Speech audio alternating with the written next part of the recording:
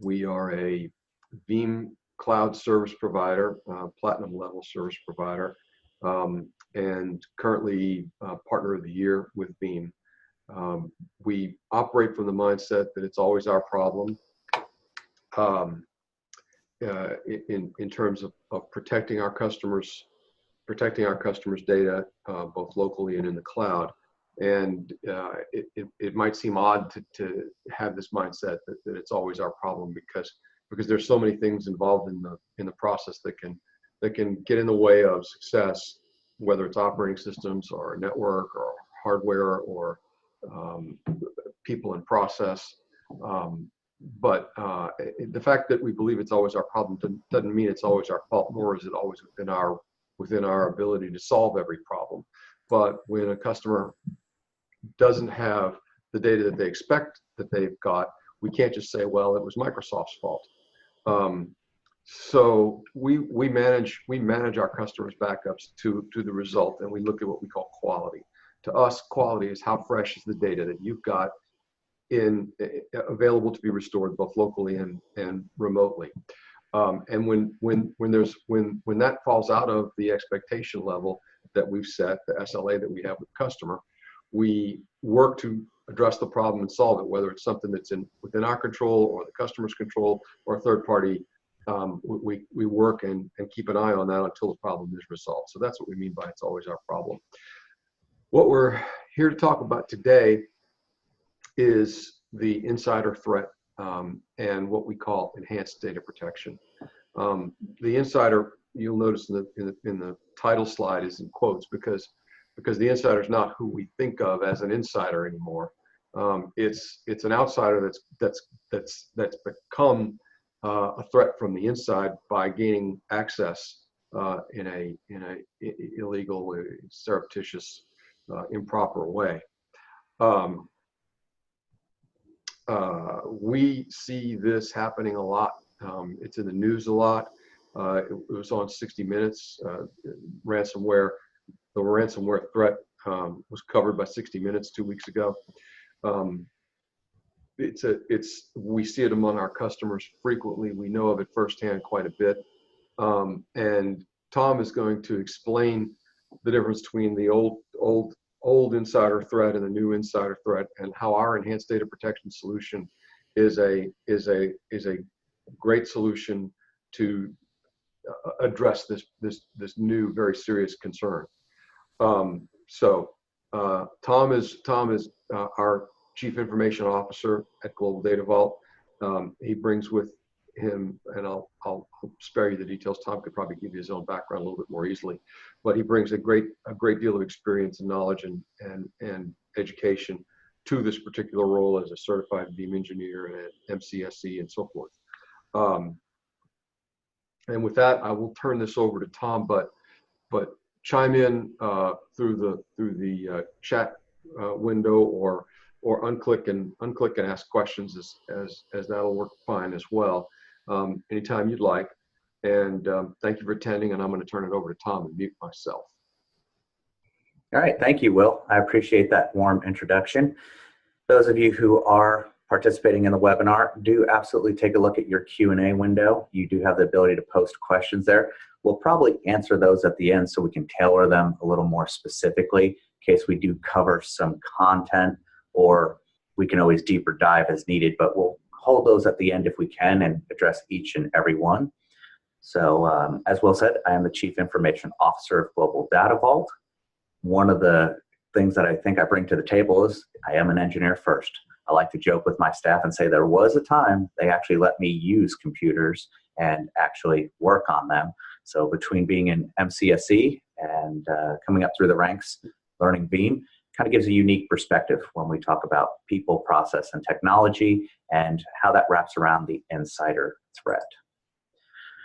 So as we look at the insider threat, really what we're looking at is this concept of who is our insider. Several years ago, we tended to think of the insider as being somebody who was simply malicious in our own workforce that tried to turn the tables on us. Unfortunately, in today's landscape, that's not really the case anymore. We really need to redefine of who we think the insider is. Still, yes, it could be someone on the inside that now goes to the outside or goes rogue, but think about it. Who is our insider? And this really comes down to the fact that we've educated our hackers and our ransomware folks on how to do their jobs better. I like to think back about the cyber kill chain, essentially. And those of us in IT, the Cliff Note version applies, where whenever we were hacked, penetrated, we had some sort of virus hit us, the first thing we learned to do was to go to our backups, restore them, and move on forward and tighten down security. Make sure this doesn't happen again. And this really became the methodology. Well, that really hurt the revenue stream of the hacker and cracker, if you will. So they had to become better at their job, and they studied our methodology, and they started becoming the insider threat. So real high level on the screen in front of us, we can kind of see some of the points to the insider threat. But think about it. First of all, with an insider, be it truly an insider or that external person becoming the insider, the backup data in the cloud can be deleted. Think about that for a minute. The whole methodology of your backup strategy was always, not only do you need to have it on site, but you also needed to make sure you moved it off site for obvious reasons. We made sure that it was isolated to the cloud. As a local attack would occur, you could always bring it back. In the early days of tape, if you had fire or disaster, you had an off-site tape, you could bring it over. Then the advent of cloud came around, and we said very much through a few clicks, we could get things to the cloud. That made us safe. In fact, Veeam built this rule, the 3-2-1 rule, 3 copies of your data, 2 different locations, 1 off-site, to really make a high availability suite. And it's a great methodology. However, the insider has access to the cloud now.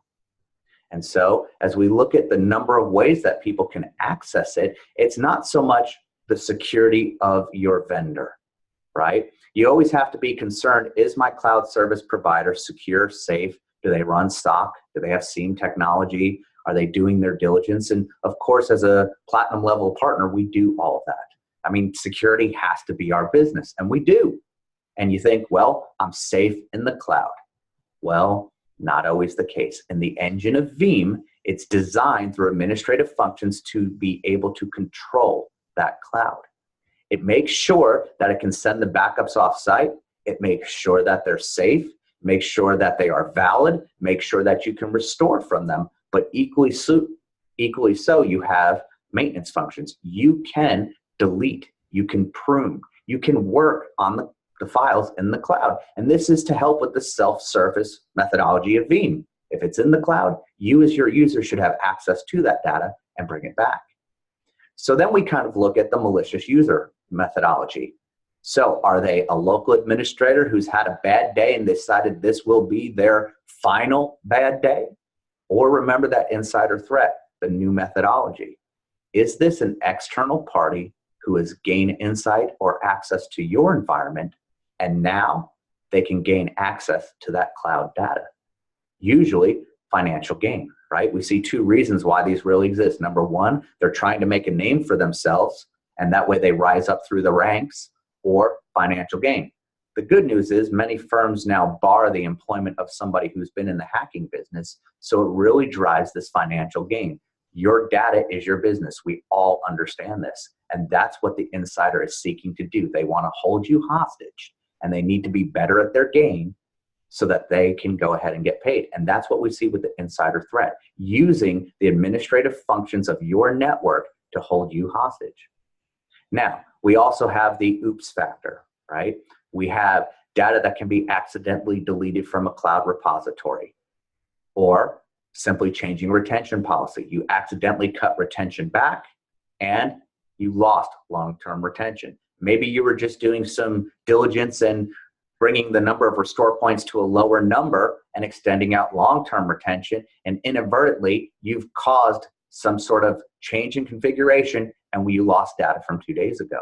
So there's always the accidental sort of issue. I always used to joke, the old Spider-Man movie said, with great power comes great responsibility. Isn't that true in IT? The administrator functions are really protected. And we use our diligence to make sure in traditional IT that we have administrator level accounts, we have domain level administrator accounts, we have regular users. But within the Veeam console, essentially, once you're validated to the cloud, Veeam engine runs those records and you can manipulate those records. It actually is by design. So we have to protect against the oops factor, if you will, and not just the insider. And finally here to speak of this, again, that cyber kill chain. What were we taught to do under best practices?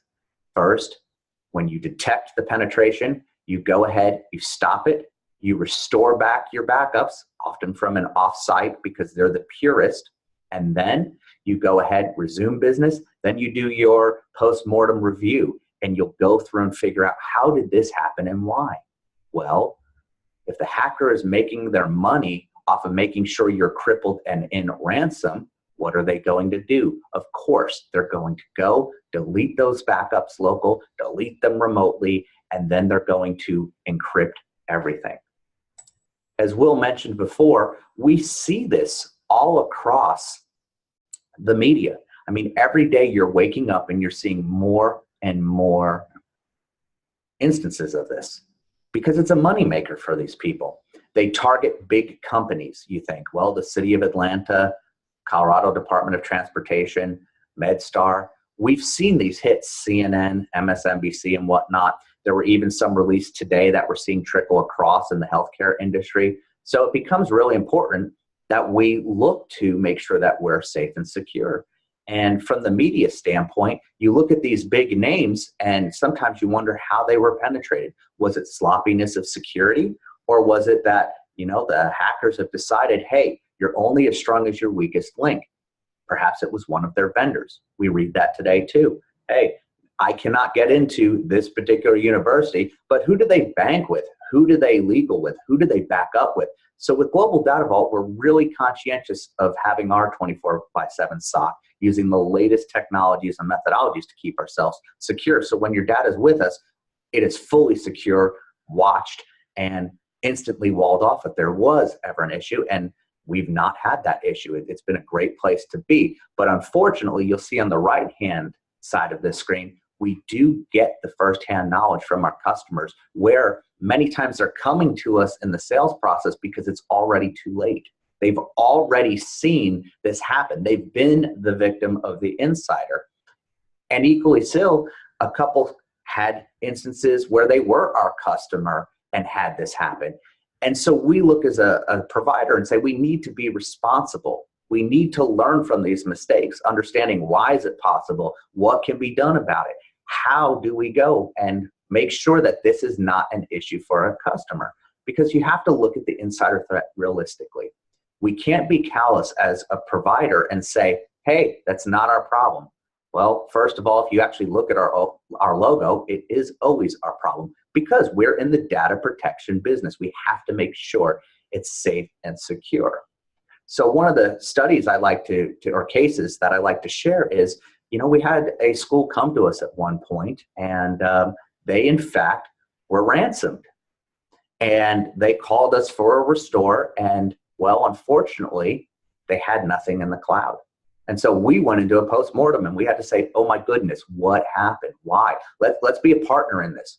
Nobody likes the finger-pointing vendor who says, yeah, we're the box in the sky, that's your problem. Well, again, we can't negate our slogan here. It's always our problem.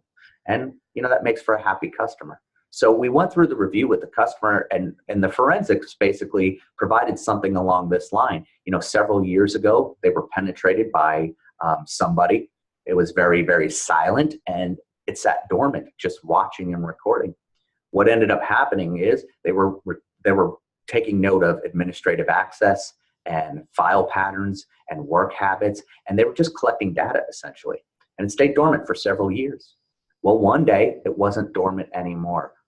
There was actually some point of penetration using the credentials that were provided and watched and observed.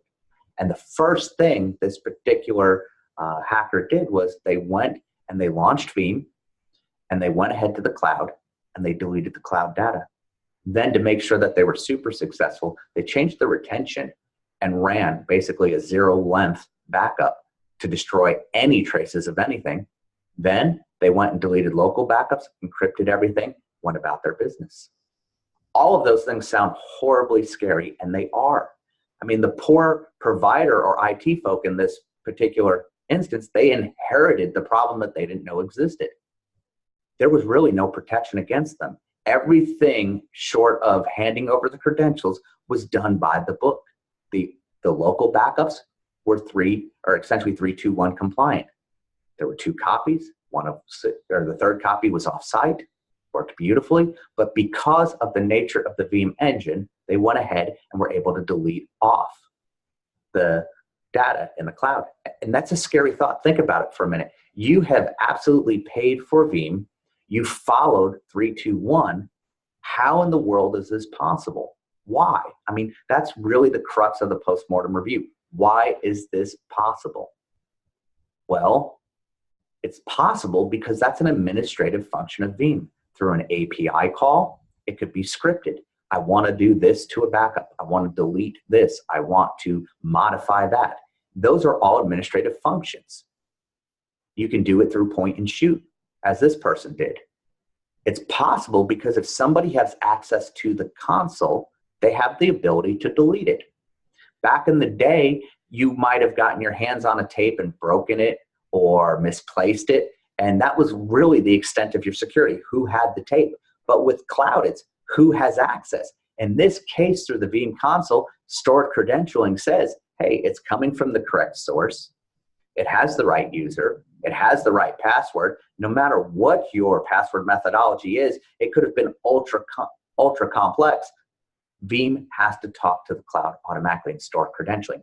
So if they have access to that console, they have access to do all functions up there. So that's why it's possible, because it was designed to be this way. So really, in the post-mortem review, we have to cover, well, what could be done about it? That's really what we looked at Global Data Vault. We said, if this happened in 1, 2, 10, 100 cases where people are reporting this more and more and more, we can either step back and say, well, that's not our problem. We're just a box in the sky. What do you want us to do about it? Or really, we need to be diligent, which we were, and take the bull by the horns and say it's always our problem. All right, let's wrestle this. Let's see what we can do about it. And we came up with enhanced data protection. Now, in Veeam methodology, just recently within the last year or so, give or take, Veeam created what they called insider protection. Insider protection is a really, really great technology that Veeam came up with. They actually jump-started our thought process with this. And we started kicking it around from a product development standpoint at Global Data Vault, because we do take a lot of Veeam technology, but we really need to implement it on a grander scale and make sure that it's in the business requirements of our customer. So hypothetically, insider protection, which is the Veeam flavor, was, well, everything that's in that repository, we need to create a safe and secure gap recycle bin. So think about Windows for a moment. Think about every time you delete a file, what do? It deletes, goes into a recycle bin. When you have a problem, you bring it back. That's amazing. The methodology is amazing. So Veeam applied it to the VBR on site and said, hey, whenever you do something to the cloud, create a repository outside a recycle bin and put all these changed files in there. Sounds spectacular. So we started kicking the tires on it, and we looked at it from a perspective of a business use case and said, is this in the best interest of our customer? Absolutely. Well, let's let the engineering folks really lab it out and see how we can break it. Because I think an exciting part of my job, besides doing these wonderful webinars, I get to break things by design, and it's fun. Somebody else has to maintain it. I get to break it so we can have a better product.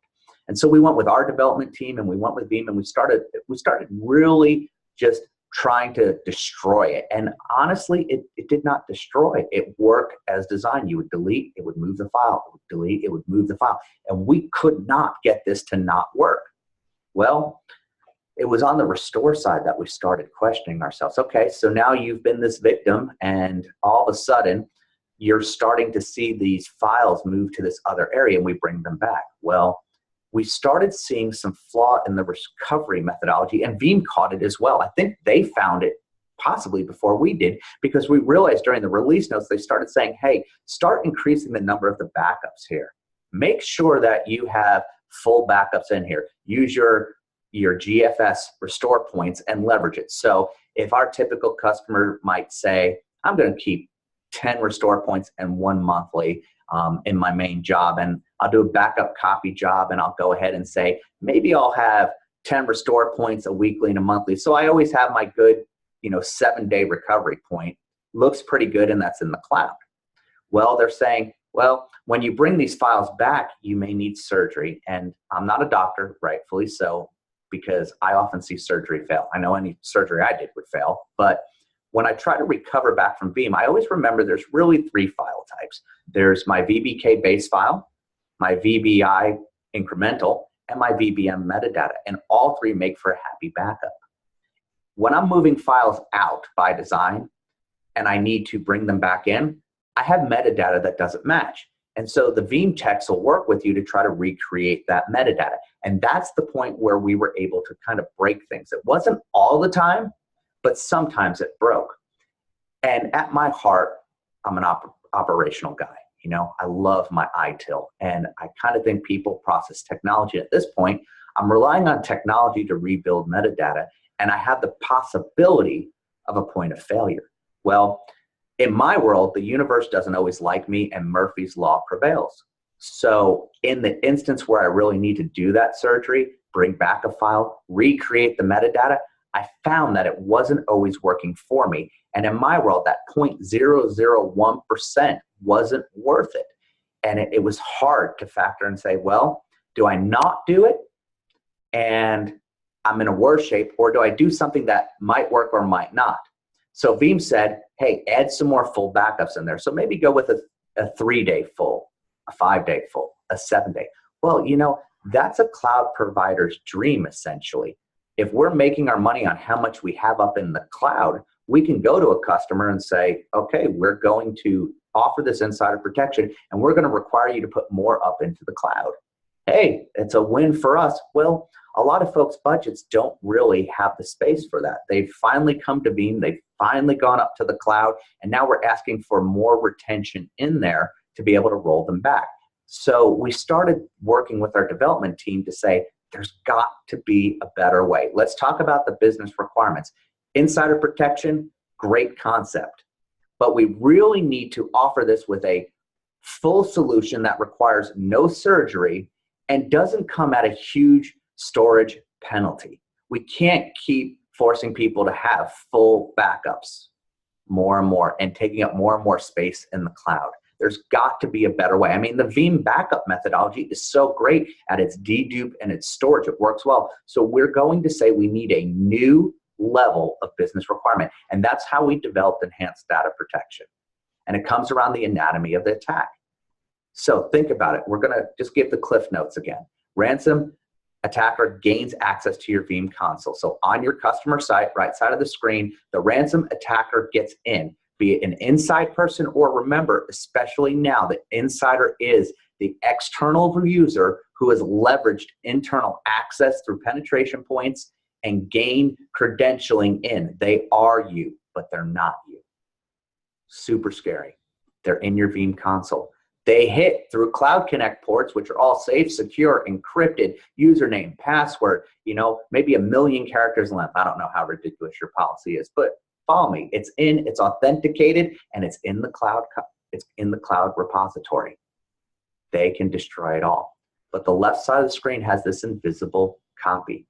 So at Global Data Vault with enhanced data protection, we're not just moving the one file over. We're taking full snapshots of your data. It's the entire chain. If you have 10 restore points and you have one metadata file and you have a VBK full, you essentially have about 12 files in there. We'll make sure those 12 are moved to this invisible copy. Where you see that dotted line, that's your gap, right? If I move you into invisible copy, they can't touch it no matter what they do. And we rack and stack a good 10 of these over there. Well, you as a customer remain protected. But remember my business case. My business case said, I cannot conceivably charge the customer for 10 stacked copies. Well, the awesomeness of our development team was able to develop technology that used the ability to rack and stack these together and keep the storage penalty down. Fortunately for me, they are much smarter than I am on how they did this, but I'm the guy that gets to break it, and I could not break this. It was amazing. Every time I brought the full repository back, it worked, and it worked, and it worked, and I couldn't break it. And no matter what I tried to delete, of course I could delete from the cloud repository, I could never touch the invisible copy. Even better, I thought, well, we can break it another level, right? Let's give the scenario where the ransomware comes into Veeam, deletes out of the repository, I secure myself, I move my copy back over, and ransomware, insider, they were still there. They had other credentials. They deleted it again. Well, if I gave access to that gap, there was a problem. The developers were savvy enough to keep the gap at all times. There's always the invisible copy, always exists. When it needs to be revealed, it's an additional copy that comes back to the cloud repo. I couldn't break it. My team couldn't break it. And on one side I celebrated, and one side I was sad. My game was over. I couldn't break it. But then business requirements were met, right? It was secure from the ransomware attacker. The insider, no matter how inside they were, internal or external, cannot touch it. It was cost effective. Low storage penalty. Amazing. So it looks a little something like this when we look at our infrastructure. So on our left-hand side, we have our typical applications. You know, when we talk about Veeam and the always on methodology, we tend to think of application-based protection. We're not in the business so much if I protect my SAN and my file server. Sure, they're there, but it's my CRM, my ERP, trade systems, you know, SQL boxes. We're protecting an application based, and Veeam in a local repository with a Veeam backup replication server, VBR, does a great job of protecting these all. And with Global Data Vault, we help architect that as part of our solution. And we make sure that locally you can recover back very easy. It's amazing. Then we kick it up to the cloud because we need to have 3-2-1. So we keep our main on local, we keep our second copy on local, and then boom, the third comes up to the cloud repository and you're off-site. But now you add enhanced protection. You have insider protection, this kind of methodology of I have invisible gapped copies. I have my retention invisible and gapped. I have my archive invisible and gapped. I mean, that's huge. Think about it. You could have a year's worth of retention, but if it's accessible off-site, it's deleted. How do you move that on over? Do you find a service that is going to air gap and ship tape somewhere and do something? We've been a part of that solution before, but it's highly inefficient. It's very labor intense. And those costs always get pushed on down to the customer on some level. It's a basic business model. But enhanced protection really puts up that invisible wall through automation with a low storage penalty, automated so you know it's happening. And then, interestingly enough, look at this reporting. This is the operational heart of Global Data Vault, transparency. Is it working or is it not?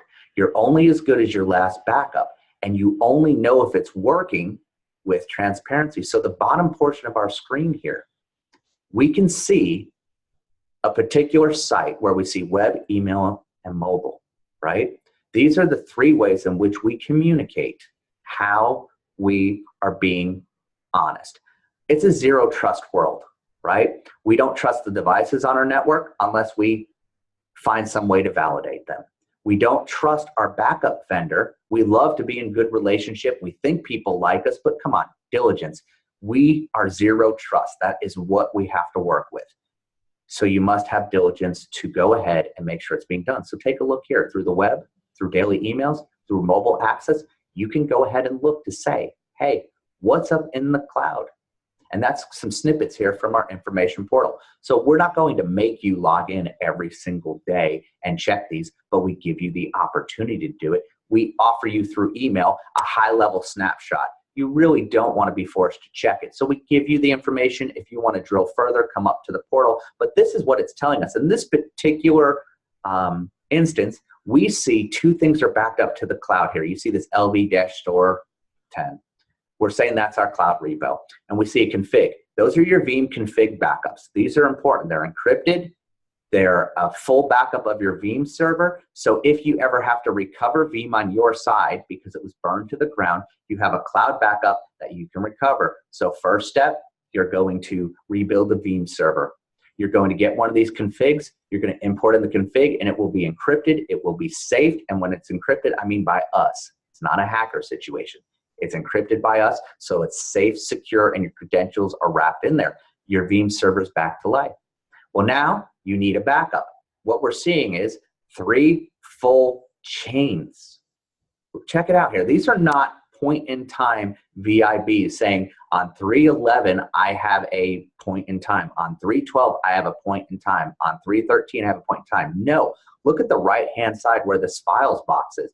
On 3/11, I see the full chain here. I see a VBM up top. There's my metadata, which matches my VBK base file. I have 3 weeklies in here, fulls as well, because this customer wanted to have a 30-day point in time, a 3-week, a 2-week, a 1-week. This was by design. It's not required to have the additional. This is just their base retention. And then they have their VIBs. So they can come back and they can have, say, 12, 18, 19, 20, 21, 22, 23. They have all those recovery points in a full chain. But what if it happened on the 11th? What if that's when it attacked? Well, we can roll back. And, well, actually, in this case, the 11th, not shown, sorry. So if it was the 13th, we could roll back to the 12th and 11th. But for the illustration here, what we're seeing is a full chain every time. That's what's so powerful. It's not, here's a VIB and a VBK, and can we recreate this metadata? You have full backups here. So listed here is a total of files of a monthly, 3 fulls, and VIBs across the 11th, 12th, and 13th.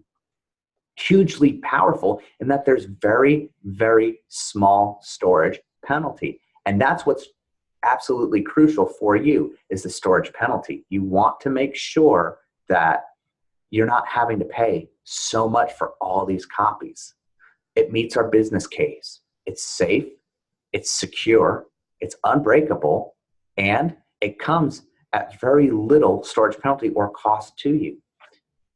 So as we look across the landscape of enhanced data protection, it's a serious threat. And again, the threat isn't the employee having their worst bad day and final bad day ever. It could be, but it's that external user that has now penetrated and absolutely are pointed at you to say, I'm going to get you, big or small, I'm going to take your data and I'm going to ransom it. And I'm going to do it by getting your off-site data, using the tools and methodologies that exist to even have something off-site. Global Data Vault is very, very effective, as we've demonstrated. It creates a small footprint up in the cloud, so you get your gap, you get your protection, small footprint, great, cost savings. It's amazing. I don't see how anybody can really do the 3-2-1 methodology without enhanced data protection. It's foolish at this point to just stand it alone. You really need that next level. So in a bad day, the problem doesn't exist. You're layered. It's that next level. So this is just a great example of when we look at our logo there in the lower right-hand corner and we say it's always our problem. This is what we're bringing back to you with Global Data Vault. It is always our problem. We took something that really wasn't our responsibility, but we made it be our responsibility so that we could absolutely deliver a full solution. And now it's part of really just a standard offering. It's there. Are you going to wrap it in and want that extra level? It's just something else you can look at with us. And that's one of the white gloving services with Global Data Vault is we're going to take care of your data. It's quality. Can it be restored? Is it good? Is it safe? That really has to drive your backup solution. So at this point, I'll open up the floor to any questions that we have. If you want to chat in with your questions, we can cover it. And you should see a little Q&A window over there.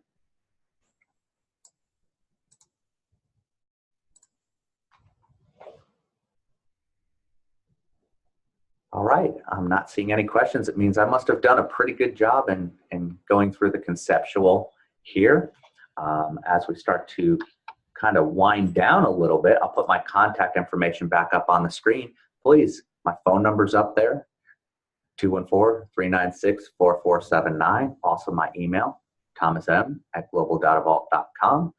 If we have anyone over in the UK watching, there's a direct number there as well. Feel free to reach out with technical questions by all means. I'd absolutely love to speak with you and kind of go through the whole break fix methodology that I use to help just bring it together. If by all means, it's not anything that is stumping you and you just want to see a actual proof of concept, we can talk to you about that. But I'm actually going to hand it over to Will to just kind of close us out here.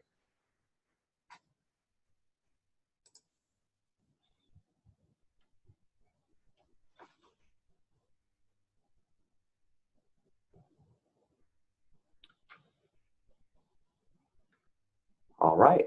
Well, Will, I'm not sure that we're hearing you at the current moment. I know I'm not.